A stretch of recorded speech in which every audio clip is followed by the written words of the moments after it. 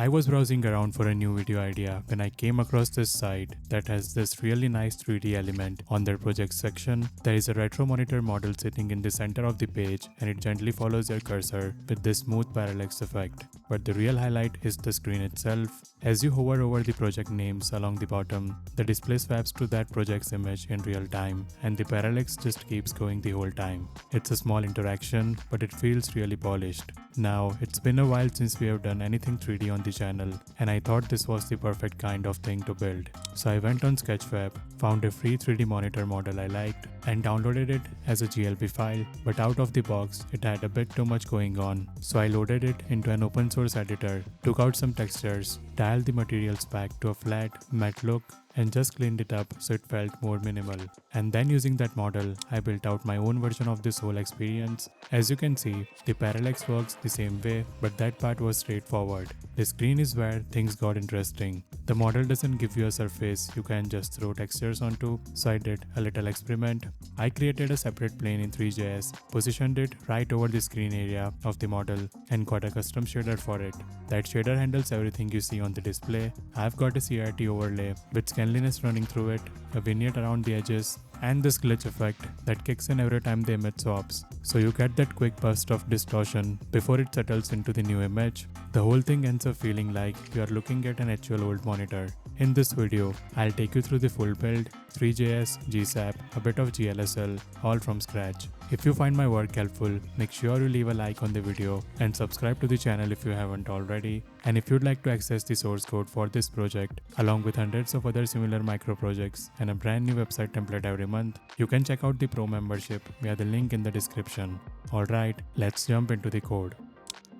Before we get into any code, let's quickly go over what we need in terms of assets. First up, images. I'm using 6 altogether. There is a default one that sits on the screen when nothing is being hovered, and then one image for each of the 5 project items. Next is this 3D model. I grabbed this one off Sketchfab and I'll drop a link in the description if you want to use the same one. Now the original model has this wooden texture on it which I wasn't really feeling, so I cleaned that up using a free online editor. You don't have to do that part, but just know that if your model looks a little different from mine, you might need to tweak the positioning and dimensions of the display plane we create later. I got those values through a bit of trial and error to get it sitting flush on the screen. Alright, let's get to HTML.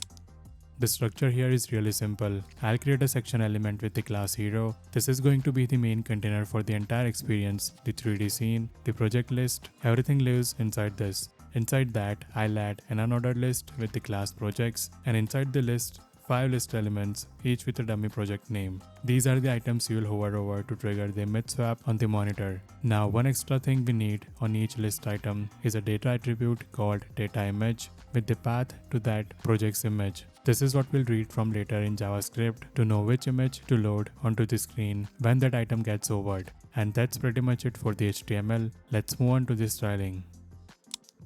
First, I'm importing just mono font from Google Fonts. It's a clean monospace typeface that fits the retro aesthetic we are going for. Then a standard reset, stripping out all default margins and paddings, setting everything to border box sizing. For the hero section, I'm setting it to position relative since the project list inside will be absolutely positioned. Full width, full viewport height, and a neutral gray background color. Overflow hidden is important here because the 3D canvas can sometimes extend beyond the edges and we don't want any scroll bars showing up. For the projects list, I'm positioning it absolutely at the bottom of the hero, centered horizontally using the left 50% and translate X trick. Display flex with center justification and a small gap between items. List style none to kill the default bullets and a Z index so it always sits on top of the 3D canvas.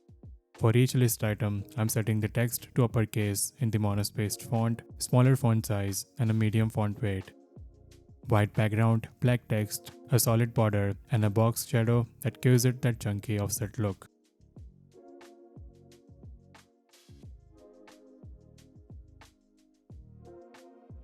On hover, the colors just flip, white text, black background. And then a quick media query for smaller screens. Below a certain breakpoint, the list wraps and gets some horizontal padding so the items don't crowd against the edges. That covers the styling. Let's move on to the JavaScript.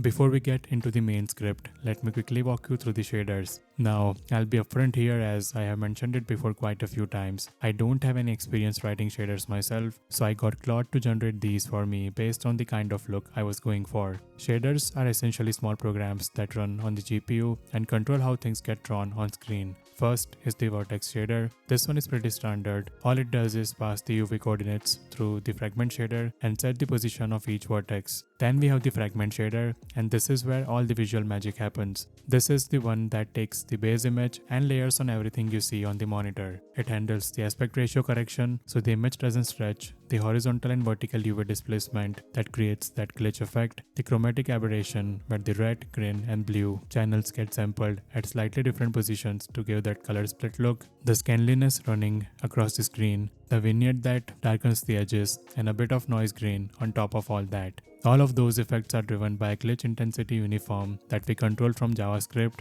and when it's at 0, the display looks relatively clean, and when we crank it up, the whole thing goes glitch. Alright, let's get into the actual script. First things first, let's pull in our dependencies. We need GSAP for the smooth animations and transitions, Three.js for the entire 3D scene, the GLTF loader from Three's examples, which is what lets us load that monitor model we downloaded, and finally our vertex and fragment shaders from a separate file. Next, everything we write from here on out goes inside a DOM content loaded listener, and the first thing we do inside is grab a reference to the hero section, since that's where we'll be mounting the 3D canvas. Now let's set up the Three.js scene. We create a new scene, which is basically the container that holds everything, the model, the lights, the display plane, all of it lives inside this. Next is the camera. I'm using a perspective camera with a narrow field of view, which gives us a tighter, more focused look at the model rather than a wide angle distorted view. I'm positioning it just slightly above the center and 1 unit back on the z-axis and then pointing it straight at the origin. Then the renderer. I'm creating a WebGL renderer with anti-aliasing turned on for smoother edges and alpha set to true, so the background of the canvas stays transparent. We size it to the full window, cap the pixel ratio at 2 so it doesn't kill performance on high DPI screens, and set the tone mapping to filmic, which gives the whole scene a slight richer, more cinematic color response. Then we just append the canvas into the hero section. Now the scene needs some light, so I'm adding 3 lights here. First is an ambient light, then a directional light positioned up and to the right, and finally a point light placed below and to the left with a low decay value. Now, before we load the model, I'm creating an empty group called monitor group and adding it to the scene. The idea here is that instead of rotating the model directly, we rotate this group. That way, everything inside it, the monitor and the display plane we add later, all move together as one unit. Now let's load the model. Using GLTF loader, we load the GLB file, and once it's ready, we grab the scene from the loaded data. The first thing we do is compute the bounding box of the model, find its center point, and then offset the model's position by that amount. This just ensures that the model is perfectly centered at the origin. Then we add it into our monitor group. Next, we need a function to create the geometry for the display plane. Now, this is the plane that sits right over the monitor screen, and I again got Claude to generate this one for me since it involves some precise geometry math. Basically, the function takes a width, height, and a corner radius and uses Three.js shape to draw a rounded rectangle. It starts at one corner and works its way around, using line segments for the straight edges and quadratic curves for the rounded corners. Once the shape is drawn, it gets turned into a shape geometry, and then we manually compute UV coordinates for every vertex so that textures map onto it correctly. The UVs are calculated by normalizing each vertex position relative to the shape's bounds, so 0 to 1 across both axes. Now we need a way to load images as textures. I'll create a texture loader instance, which is Three.js's built-in way of loading image files and converting them into textures that can be used in the scene. And alongside that, an empty object which we'll use to store textures we have already loaded so we don't end up loading the same image twice. Next, I'll write a helper function called loadTexture. This takes an image path and does a few things. First, it checks the cache. If you have already loaded this image before, it just returns the stored texture immediately and skips everything else. If it's a new image, it uses the texture loader to load it. Once the image finishes loading, the callback fires and updates the image aspect uniform on our display material with the actual width to height ratio of that image. This is what tells the shader how to crop the image correctly so it fills the screen without stretching. After that, we set the color space so the colors renders accurately and set both the min and max filters to linear, which gives us smooth texture sampling instead of pixelated edges. Then we store it in the cache for the next time and return it. Below that, I'll define the path to our default image and right away load it using that function we just wrote. This is the image that shows up on the monitor before you hover over anything. Now let's create the material for the display plane. This is where we connect our shader to the scene. I'm using shader material, which lets us pass in our own vertex and fragment shaders instead of using one of Three.js's built-in materials. The uniform subject is how we send data from JavaScript into the shader. The map uniform holds the current texture, which starts as our default image. Image aspect is the aspect ratio of the loaded image, which the shader uses to handle the cover style cropping. Plane aspect is the aspect ratio of the plane itself, which is just its width divided by its height. Resolution is a vector the shader uses internally for calculating the scan line and pixel grid effects. Glitch intensity starts at 0, meaning no distortion, and will animate this value later to trigger the glitch effect. And time is a running clock value that feeds into the shader to keep the noise and distortion patterns moving. Now we actually create the display plane. This is a mesh which in Three.js is just a combination of geometry and material. For the geometry, we use that create screen geometry function from earlier with a unit size and a small corner radius to match the rounded edges of the monitor screen. For the material, we pass in the shader material we just set up. Then I'm scaling it down, positioning it and rotating it slightly so it sits right on top of the monitor screen. These values I landed on through trial and error, just nudging things around until the plane lined up perfectly with the model. And then we add it to the monitor group so it moves and rotates together with the monitor. Lastly, a few tracking variables, two objects for the mouse position. The first one, mouse, stores the raw position that updates instantly whenever the cursor moves. The second one, loved mouse, is the smooth version that eases toward the raw position over time. The difference between these two values is what gives us that soft, laggy parallax feel instead of the model snapping directly to the cursor. And there is a Three.js timer instance which we'll use to track elapsed time and feed it into the shader's time uniform. Now let's set up the render loop. I'll create a function called animate that runs on every frame. The first thing it does is update the timer and feed the elapsed time into the shader's time uniform. This is what keeps the scan lines, the noise grain, and the glitch patterns on the display constantly moving and evolving. After that, it handles the parallax. We use GSAP's interpolate utility to ease the loved mouse values toward the actual mouse position. The easing factor is really small, so on each frame, the smoothed values only cover a tiny bit of distance to the target. That's what gives the monitor that lazy, weighted feel when it follows your cursor instead of locking onto it instantly. Once we have those smoothed values, we map them onto the monitor group's rotation. The Y rotation gets a bigger multiplier than X, so side-to-side movement has a bit of more presence than up and down. And at the end of every frame, we call render method to actually draw the scene to the canvas. I'll kick it off with one call to animate, and after that it keeps itself going by calling request animation frame at the top of every cycle.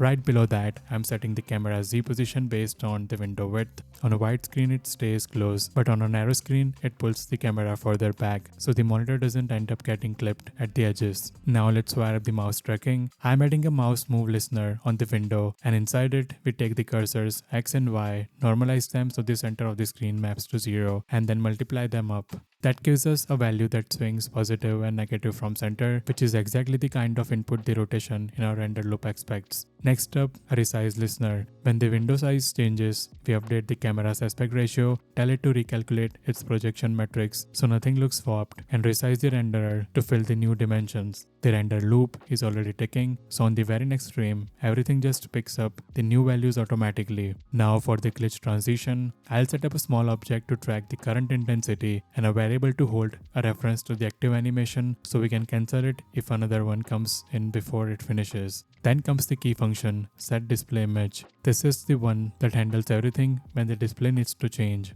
It takes an image path, loads the texture through a cached loader, and right away sets it as the map uniform on the display material. So the shader starts drawing the new image right away. Then it handles the glitch. If there is already a glitch animation in progress from a previous hover, we kill it first so they don't overlap. We slam the intensity up to its maximum, which sends the shader into the full distortion mode, and then GSAP twins it it back down to 0 over a short duration with a power 3 is out. On each tick of that tween, we push the current intensity into the shader's glitch intensity uniform. So visually, you get this sudden hit of distortion, the instant image changes, and then it rapidly calms down into the clean display. At the end of the function, there is a small piece of aspect ratio logic. If the texture's image data is already loaded, we update the image aspect uniform right then and there. If it's still loading, we attach a listener that updates it the moment it's ready. Either way, the shader always has the correct ratio for whatever image is currently on the screen. And finally, the event wiring that connects the UI to all of this.